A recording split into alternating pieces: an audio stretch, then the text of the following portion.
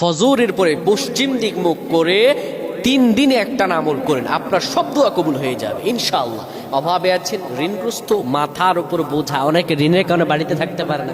আরবিতে একটা প্রবাদ বাক্য আছে, আল করজু মিকরাতুল মুহাব্বা, ঋণ হচ্ছে ভালোবাসার কাছে শুরু।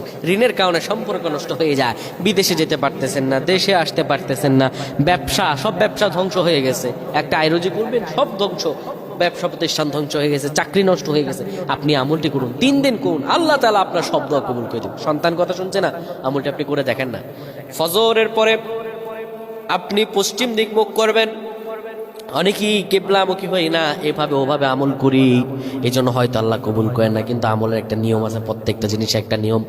কেবলামুখী হয়ে আপনি বিসমিল্লাহির রহমানির রহিম পরে সূরাতুল ফাতিহা 10 বার পাঠ করবেন। সূরাতুল ফাতিহা 10 বার পাঠ করার পরে 3 বার বলবেন আল্লাহ আল্লাহ আল্লাহ।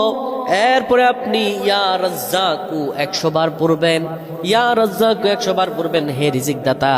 এইভাবে যদি আপনি পড়তে পারেন, আল্লাহ রাব্বুল আলামিন আপনার ভাগ্য খুলে দেবেন, আপনার রিজিক খুলে দেবেন, আল্লাহ তাআলা আপনার সব দোয়া কবুল করে নেবেন।